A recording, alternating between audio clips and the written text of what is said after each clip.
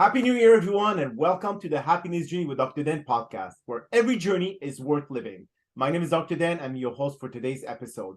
I'm a bilingual neuro-linguistic programming and cognitive behavior psychotherapist specializing in anger management issues, both court-appointed and private, marriage counseling using the EFT method, dissociative disorders, narcissistic personality disorders, depression, anxiety, dream analysis, and also provide life, business, and retirement coaching support. I provide individual one-on-one sessions in both French and English, and also do group setting.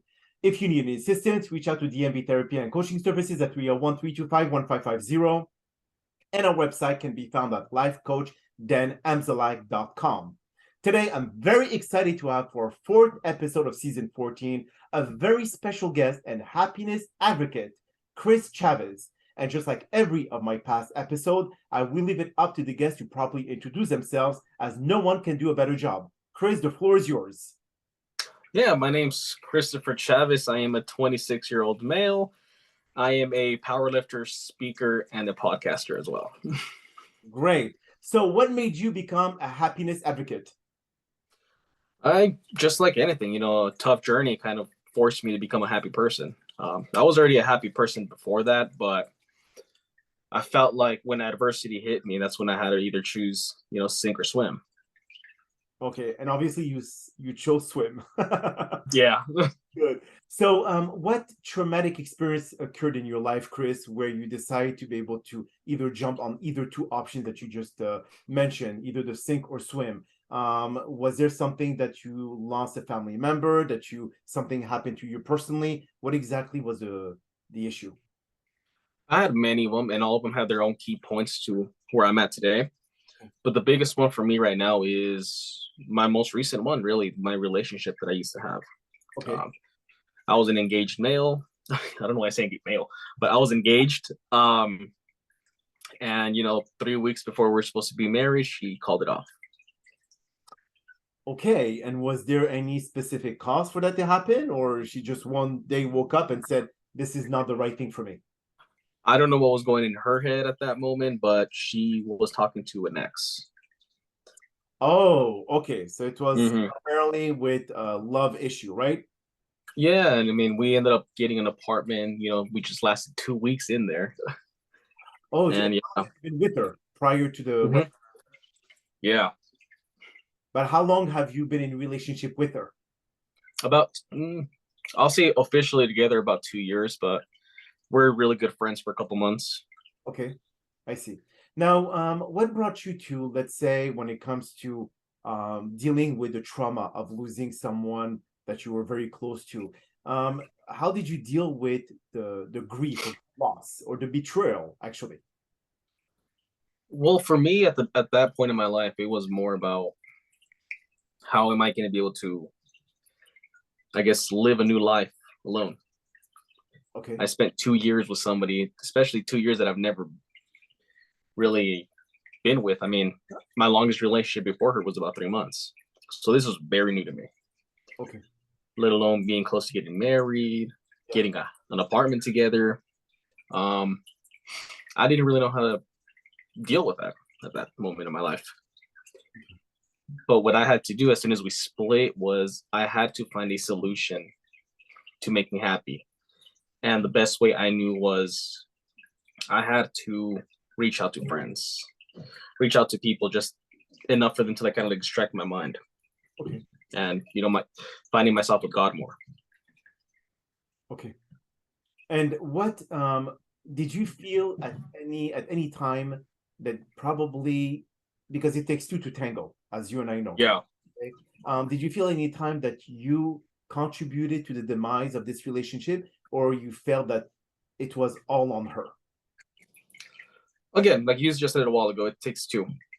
For me, I had a lot of my flaws, which is I was a big procrastinator. I did not know I was still learning how to take charge in a relationship. Okay. And those were the two biggest things that stick out to me and from learning, really. Mm-hmm. But yeah, that's just really, those are the two that really stick out for me. It's just I was a big procrastinator and I did not know how to really take charge. Was somebody that was very, I guess, a strong person, okay. we'll say. Okay. And did she, I mean, she never took the time to be able to explain to you in more details so you could learn from your own mistakes or from your own, I would say, because we never really know when someone just suddenly from one day to the other gets up and says, you're not the one for me. We're left really in questioning everything that we've done. And sometimes we Yeah.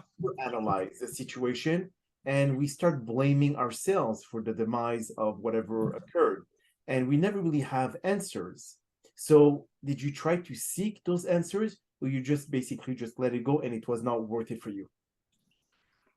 Well, we'll say during that process when she told me about it, we had coaches and mentors that would help us out in our relationship. Okay. And I would seek out to them, but it was just, I guess the best way I can say it was going too fast for me. I was changing.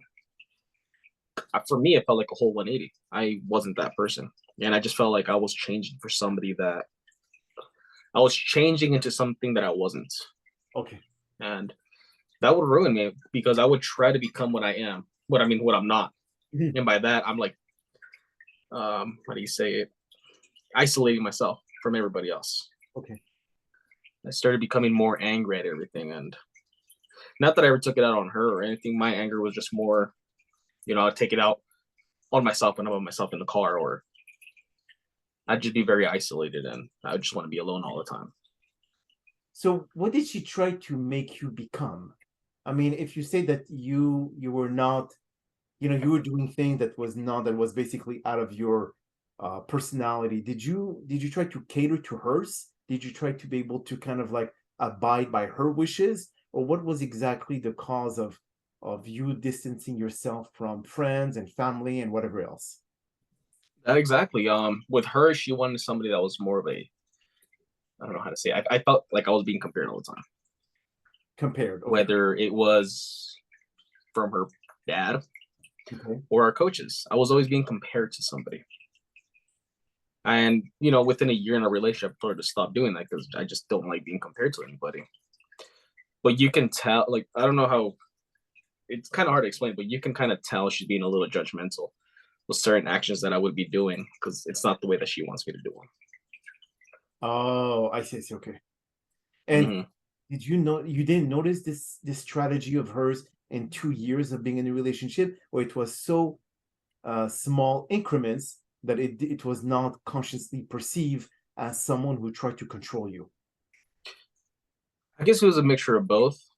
I didn't see it as I'm changing to I'm changing to try to please her. I saw it as I'm changing to be a better version of myself. Okay. But little did I know that was just so 180 from who I am. So who did you want to become? If she was not in the equation, if let's say those 2 years were given back to you, and let's say we reboot your brain and you completely forgot about this relationship, what would be the person that you wanted to become if she was not there? Funny thing is, it's because of her why I want to become a better person. Not in an aspect of the way that she wanted me to become, but at the rate I was going before we got together, COVID got really the best of me. Yes. Yeah, and it made me really fight my inner demons. But when I got to her, she actually introduced me to our coaches and our mentors who taught me how to actually lead a household, how to become a man, because I was always raised by my mom. So kind of hard to have her explain to me how to lead a household. Okay. I see. So in aspects like that, it was good. But changing my whole person who I am, I'm a very cool, calm, collected guy, to becoming, a go-getter, having to take charge of everything, which is like so different than my personality. Being forced to, just become kind of a copy of something that she wants. Okay. But let me ask you, Chris, because I know that because of past relationship, it may create some sense of resentment on Yeah. how she wanted you to become like a mirror version of herself. Now, do you feel that in the next relationship or in the wherever you're gonna meet next, you're gonna feel like I'm not gonna be controlled, I'm not gonna be listening to whoever wants me to become, and you're gonna become more aggressive in that regard due to the fact of what you've experienced in the past? Actually, no, I feel I'm going to be, in a weird way, kind of like how she wanted me to be. But it's gonna be more. I'm not gonna have her step on my toes. Um, I'm I'm gonna be taking the charge and knowing that I have to go at my own pace and changing the person who I am. I'm gonna stop trying to be the man that she wants me to be at her pace. Okay. Rather, I'm gonna change the man that I want to be at my pace. Okay. Now, what pace? Because you said in the beginning that you were the type of person that procrastinated. So it depends again. Yeah. Pace is that? So if you're walking on internal pace and then whatever you have to accomplish that would take maybe a week, but you take 6 months, then that could definitely impact the quality of your relationship. So how did that change you to be able to basically change that side of you? The procrastination side, that means. I mean, one thing that I've really been doing a lot lately is actually reading more. So it's kind of, forcing a lot of my things to change a little bit. Okay. And the biggest one is I'm actually seeking out to people who have, I guess, a happier relationship. Okay. And asking the guy's perspective, like, all right, how is it that I can be better in this aspect of my life? Okay. I'm asking more advice rather than taking certain people's advice that I never really agreed with. But the reason I procrastinated a lot was, I don't know if it's just me, but when they're pushing you to do something quicker, you tend to take longer on purpose. Because when I was trying to better myself at my pace, which was, I would go at my pace, I would go pretty quick. But it's when they keep telling me to do it, that's when I'm like, no. I see. So it was more for spite than anything else? I guess in a way, yeah. Okay. So now that there's no one telling you at what pace you need to take at this point, do you feel that you've accomplished things much quicker? Actually, absolutely. I guess since we split, I've had more speaking opportunities. I ended up starting a podcast. I ended up kind of going back to school for a bit. Okay. Really bettering myself. And I think the past, I'll say since September to now, I've read more books. I've had more time to, to myself. Okay. To really think about everything that I've done wrong and not repeat it. Okay. Okay, I see. So how do you see your life moving forward from here? I mean, are you healed enough to be able to meet someone else? Are you what exactly is the next step for you in your personal life? I think for right now, I'm not really looking for somebody. I mean, I wasn't even looking for her when we got together. Very weird story how we ended up getting together, but at that moment, I wasn't even really looking for a relationship. It just happened to happen naturally. Okay. And I think that's where I'm at too. It's like I'm not going to try to force a relationship or try to be with somebody. I'm just going to let it happen naturally. But now you have at least you're gonna have a say in the matter, because if let's say you said that she was the longest relationship because it used to be always 3 months, but now she was 2 years. So do you feel that now now you have to be more cautious due to the fact that you do not want to go and waste another 2 years and it end the way it did before? So what are the warning signs, would you say, that you learned from the past and that you're not going to fall for into the future? I think the biggest one really is the whole ex thing. He came into the picture maybe last year around the same time. Okay. He tried reaching out to her, and apparently she said that she didn't entertain it. Okay. At that moment, I should have, probably caught something there. But I fully trusted her. I was just like, I trust you. It's a relationship you and I are both building, and the number one thing is trust. Okay. So I think for me, it's just being more alert, actually paying attention more rather than just paying attention for myself. Just because at that moment in my life, I was very, I'll say stressed trying to pay for a wedding. Yes. Yes. I wasn't really aware of all my red flags around. Okay, I see. Now, in terms of your career and wherever you want to go from this point forward, you said that you're back at school. What are you studying in school now, Chris? I wouldn't say it's school much, but I'm going for real estate. Oh, real estate. Okay, okay, I see. Yeah, so it's like kind of school, but not really. Wow, you're still learning something. Yeah, And you are in what state? Colorado. Oh, Colorado. Okay, okay, I see. Actually, you do have family living there.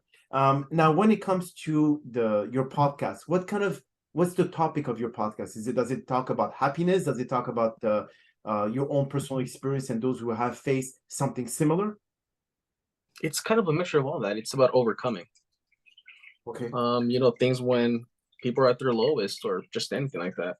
What did they do to become a better person? For me, mine was the relationship.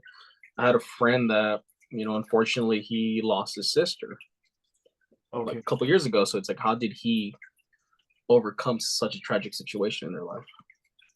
Oh, I see. Okay. So now the nature of being the happiness advocate. So how do you teach happiness to people? How do you, because we all have a different hold on, different definition to happiness, obviously. So we want to make sure that we share as well certain strategies on how to help others reach happiness. So again, like I said, it's very subjective. Okay. Everyone experience happiness in their own way. Everyone deal with the intricacies of or the difficulties of reaching happiness. And again, it's not a destination, it's a journey. So Mhm. what kind of tools do you give to people to be able to achieve their level of happiness, especially if it's very customizable between each and every one? For me, it's just asking literally that question: what is your happiness? And the second thing is finding the root of what's making them sad or making them angry, stressed. Because Okay. at the end of the day, it could be something very small, or just a small little habit they're doing every day. Mm-hmm. Maybe it's a lack of sleep. But for me, happiness, I don't really like saying this word, but it's more like a carefree. Nothing's really stressing you out in the life, and you wake up just a big old smile on your face.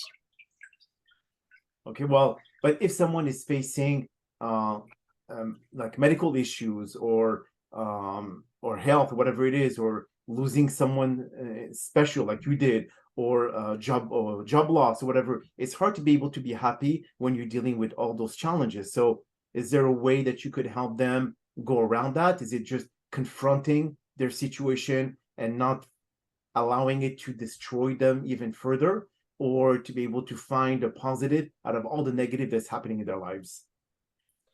One, it's finding a positive out of the whole negative. With me, when I split with my at the time fiance, yeah, of course, every person is always going to look at the negatives and everything.